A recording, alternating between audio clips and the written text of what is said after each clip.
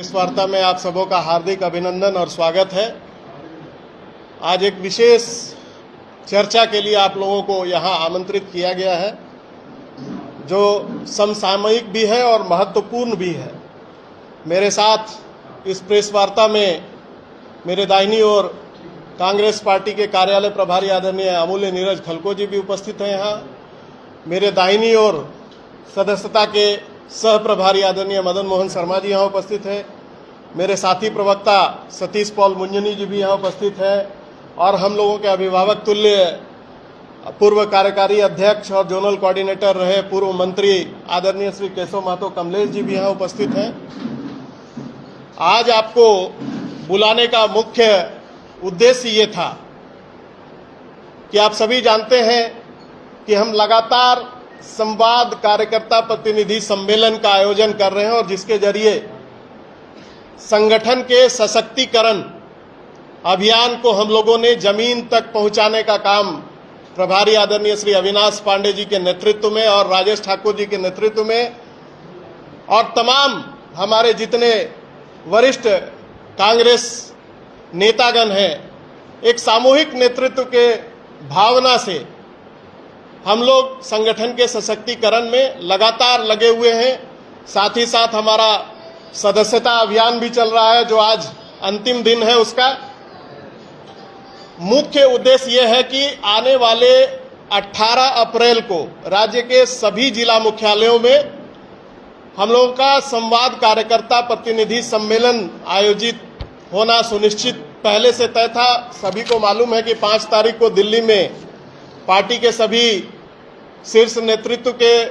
आह्वान पर पार्टी के सभी आदरणीय नेतागण दिल्ली गए थे और उनके साथ सम्यक विचारोपरांत यह निर्णय लिया गया कि हम लोग जिस कड़ी को आगे बढ़ाते हुए चिंतन शिविर से चल रहे हैं उसको प्रखंडों तक ले जाने का निर्णय हुआ और इसी उद्देश्य से राज्य के सभी जिला मुख्यालयों में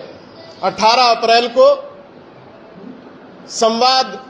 प्रतिनिधि सम्मेलन आयोजित करने का निर्णय लिया गया। और इस उद्देश्य से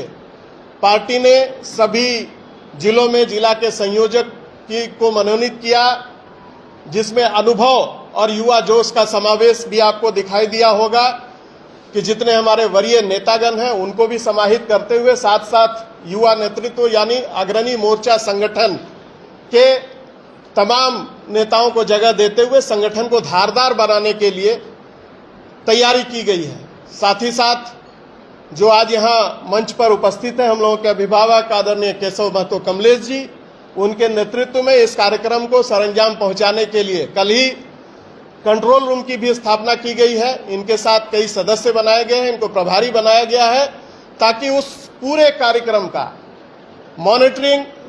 सूक्ष्मता से और सक्षम तरीके से हो सके। इस निमित्त उनको प्रभारी बनाते हुए कंट्रोल रूम की भी स्थापना की गई है। आने वाले 24 तारीख को सभी प्रखंडों में एक साथ संवाद प्रतिनिधि कार्यकर्ता सम्मेलन आयोजित किया जाना निश्चित हुआ है। प्रदेश अध्यक्ष जी ने बदली हुई परिस्थिति में यह साफ निर्देशित किया है कि राज्य में पंचायत चुनाव भी घोषित हो चुके हैं और आदर्श आचार संहिता का अनुपालन कराने के लिए उन्होंने एक पत्र का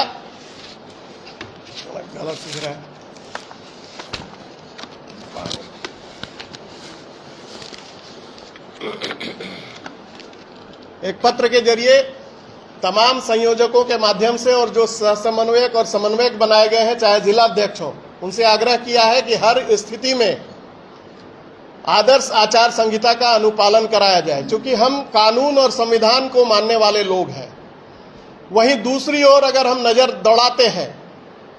तो जिस प्रकार से आज केंद्रीय मंत्रियों का झारखंड दौरा और उनके आने की खबर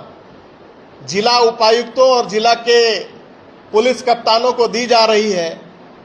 परिदर्शन के नाम पर आदर्श आचार संहिता का उल्लंघन करने के लिए, और मेरा तो सीधा सीधा आरोप है कि पंचायत चुनाव को प्रभावित करने के उद्देश्य से भारतीय जनता पार्टी के तमाम केंद्रीय मंत्रियों का दौरा, जो आकांक्षी जिले हैं, जिन पर केंद्र सरकार विशेष और संगठन उनका नजर बनाए हुए है, उनको ये मालूम है कि झारखंड के जमीन पर आज वो कहीं दिखाई नहीं दे रहे हैं। चूंकि विगत जो 5 वर्षों का शासनकाल उनका रहा, उसमें जिस प्रकार से लोगों को भरमा करके, दिग्भ्रमित करके डबल इंजन के सरकार के द्वारा जो धोखा देने का काम किया गया, जनता ने उनको बाहर का रास्ता दिखा दिया। इसलिए वो पुनः इस प्रयास में लगे हुए हैं, या तो मीडिया के माध्यम से अनर्गल बयानबाजी करके राज्य सरकार को बदनाम करने की नीयत से कार्यरत हैं, सिर्फ चिट्ठी लिख रहे हैं या पत्रकार वार्ता करके व्यस्त हैं। तो वो चाहते हैं कि हम अपने केंद्रीय मंत्रियों के जरिए, जो कि पूरी तरह से आदर्श आचार संहिता का उल्लंघन है, और कांग्रेस पार्टी का यह मानना है कि इस प्रकार के दौरे कतई नहीं होने चाहिए। खास करके पंचायत चुनाव की जब घोषणा हो गई, 9 अप्रैल के बाद से ही आदर्श आचार संहिता का अनुपालन यहाँ प्रशासन, आप देख रहे होंगे कि आप लोगों के ही माध्यम से बार बार दिशा निर्देशों को जारी कर रहा है कि न तो प्रचार कार्य या दौरे में कोई मंत्री भाग लेने वाले हैं। हमारे भी मंत्री, पहले से हम लोगों ने यह निर्णय लिया था, आप सभी जानते हैं कि संवाद कार्यक्रमों में हमारे मंत्री भी जाते, लेकिन पार्टी ने जब आदर्श आचार संहिता का अनुपालन शुरू हो गया तो यह निर्णय ले लिया कि हमारे मंत्री इन संवाद कार्यकर्ता प्रतिनिधि सम्मेलनों में भाग नहीं लेंगे। वहीं दूसरी ओर केंद्रीय मंत्रियों का जिस प्रकार से दौरा और उपायुक्तों को दिशा निर्देश और उनसे चर्चा और योजनाओं की समीक्षा की बात सामने आ रही है, तो यह स्पष्ट दिखता है कि अधिकारियों को वो प्रभावित करना चाहते हैं और प्रेस से भी वो बात कर रहे हैं, यानी अपनी योजनाओं का उल्लेख भी वो प्रेस के जरिए सामने लाने का प्रयास करेंगे, जो पूरी तरह से आदर्श आचार संहिता के उल्लंघन के दायरे में आता है। तो हम इस बात को लेकर के एक सजग राजनीतिक दल होने के नाते चुप नहीं बैठ सकते। हम चुनाव आयोग जो सक्षम संस्थान है, उससे आपके माध्यम से भी गुहार लगाते हैं, और कल हम चुनाव आयोग से मिलने का भी काम करेंगे और उनसे ये गुहार लगाएंगे कि केंद्रीय मंत्रियों का दौरा जो परिदर्शन के नाम पर झारखंड के ऊपर खास करके टारगेटेड, मैं शब्दों का उल्लेख कर रहा हूं कि टारगेटेड 19 जिलों को उन्होंने चयनित किया है। उस 19 जिले में क्या ऐसी बेचैनी आन पड़ी है या क्या ऐसी जरूरत आन पड़ी है कि 1.5 महीने रुक करके परिदर्शन करने नहीं आ सकते हैं। हम उनका स्वागत करेंगे, चूंकि हम संघीय शासन व्यवस्था में विश्वास रखने वाले लोग हैं और यह देश संघीय शासन प्रणाली के अंतर्गत आता है। लेकिन जो मौजूदा केंद्र सरकार है वो संघीय शासन व्यवस्था पर विश्वास नहीं करती, संघवाद पर पूरी तरह से प्रहार करने के लिए ही बैठी है। आप सभी को मालूम है कि 1984 का आईएएस कैडर का नियमावली, जिसको बदलने के लिए संशोधन लाने का जो प्रयास शुरू किया गया है केंद्र सरकार के द्वारा, झारखंड समेत 11 राज्यों ने खुल करके उसका विरोध किया है। और हम जानते हैं कि अधिकारियों को दबाव में लेकर के सिर्फ अपनी बातों का उल्लेख करने या मनवाने के दिशा में काम करने में विश्वास रखने वाली केंद्र सरकार और भारतीय जनता पार्टी के नेतागण इस कोशिश से बाज आए। और हम पुनः आपके माध्यम से चुनाव आयोग से इस बात का मांग करते हैं कि केंद्रीय मंत्रियों के दौरे पर रोक लगाई जाए। आज के दिन जो सूचनाएं आई हैं, पुरुषोत्तम रूपाला जी, अन्नपूर्णा जी या डॉक्टर राजकुमार रंजन जी या अन्य मंत्रियों के भी आने की सूचना है। हम केंद्र सरकार से भी मांग करते हैं, क्योंकि हम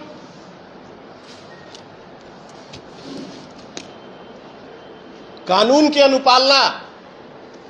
और नियम से चलने वाले लोग हैं। हम सिर्फ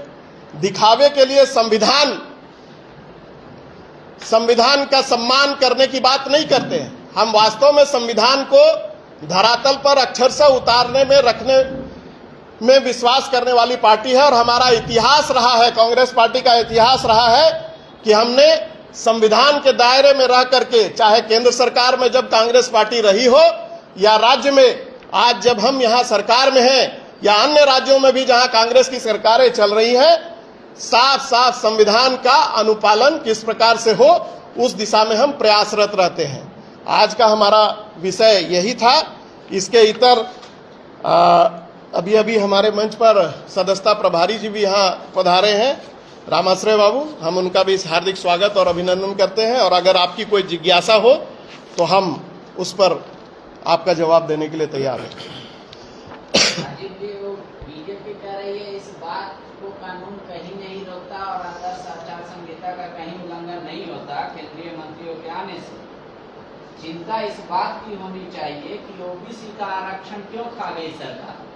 उसकी चिंता नहीं कर रही है सरकार। देखिए, ये सरकार ओबीसी के आरक्षण को लेकर के पूरी तरह से संवेदनशील है, लेकिन जैसा आप लोग सभी को मालूम है कि दो बार एक्सटेंशन देने के बाद जो केंद्र प्रदत्त योजनाएं हैं, विकास कार्य रुकने का डर यहाँ जरूर होने लगा था। और जब हम गांव की सरकार बनाने में, मैंने कहा कि कानून का अनुपालन हो, त्रिस्तरीय पंचायत हो, ग्राम स्वराज की स्थापना को लेकर के कांग्रेस सदैव कार्य करती रही है, उसी को लेकर के। और महाराष्ट्र में भी हम अगर उल्लेख करें तो इसी प्रकार की चर्चा आई थी। जब चुनाव हो गए, हम आने वाले दिनों में निश्चित रूप से ओबीसी के आरक्षण को लागू करेंगे और कांग्रेस पार्टी इस बात को लेकर के सतत प्रयत्नशील है। हम लोगों ने सड़क से लेकर के सदन तक इस बात को लेकर के आंदोलन भी किया है और हम आपके माध्यम से ओबीसी वर्ग को आश्वासन भी देना चाहते हैं कि यह सरकार ही है जो ओबीसी आरक्षण को लागू करेगी, न कि वो लोग हैं जो सिर्फ घोषणा करते हैं और जिन्होंने 27% से घटा करके 14% करने का काम किया है, आज वही हम पर सवाल दाग रहे हैं। ये दुर्भाग्य है और इस बात को समझना पड़ेगा। दलिया आधार पे तो पंचायत चुनाव हो नहीं रहे, तो केंद्रीय मंत्री के आने से क्या आपत्ति है? और अन्नपूर्णा देवी तो झारखंड की है, झारखंड नहीं आएंगे क्या हो? नहीं, बिल्कुल आपका सवाल बिल्कुल वाजिब है और मैं आपके सवाल से सहमत हूं, लेकिन आपकी जिज्ञासा को भी दूर कर देता हूं। केंद्रीय मंत्री के आने से जिस प्रकार से मैंने कहा कि एक सुनियोजित तरीके से, जिस प्रकार से आकांक्षी जिलों में ही आज परिदर्शन की जरूरत, वो भी चुनाव के दरमियान क्यों पड़ी। एक तरफ भारतीय जनता पार्टी ओबीसी आरक्षण की बात करती है, दूसरी तरफ यह भी दावा करती है कि हमारे दबाव में पंचायत चुनाव हो रहे हैं। तो या तो भारतीय जनता पार्टी कंफ्यूज है या फिर वो समझ नहीं पा रही है कि हमको जनता के सामने क्या लेकर के जाना है। दूसरी बात, आपने बिल्कुल ठीक कहा कि दलीय आधार पर चुनाव नहीं हो रहे, लेकिन कहीं न कहीं सभी दलों के कार्यकर्ता गांव की सरकार बनाने के लिए चुनाव के मैदान में हैं। तो ज्यादा से ज्यादा लोगों को इस प्रकार से अपनी ओर आकर्षित करके या केंद्र की योजनाओं, मैंने कहा कि झारखंड की जमीन इनकी खिसक चुकी है, तो ये पिछले दरवाजे से लोग, और बीजेपी, मैं तो बार बार कहता हूं, हर मंच से कहता हूं कि भारतीय जनता पार्टी न होकर के भारतीय जुगाड़ पार्टी के रूप में आज काम कर रही है। पूरे देश में आपने देखा कि किस प्रकार से अपना इनका कुछ नहीं रहा। ये इसी प्रकार का जुगाड़ तंत्र लगा करके येन केन प्रकारेन, चाहे वो गांव की सरकार हो या प्रदेश की सरकार हो या देश की सरकार हो, उसमें काबिज होना चाहते हैं। और हम चाहते हैं कि बिल्कुल स्वच्छ और अच्छे तरीके से चुनाव आयोग पंचायत का चुनाव संपन्न करवाए। हमने देखा है कि किस प्रकार से भाजपा शासित राज्यों में गांव की सरकार पर कब्जा करने के लिए चुने हुए प्रतिनिधियों को उठा करके जिला परिषद का गठन करवाने का काम किया गया है। ये लोगों ने देखा है और आपके माध्यम से ही देखा है। तो मुझे लगता है कि आपकी जिज्ञासा शांत हो गई होगी। और जहां तक अन्नपूर्णा देवी का सवाल है, तो वो अन्नपूर्णा देवी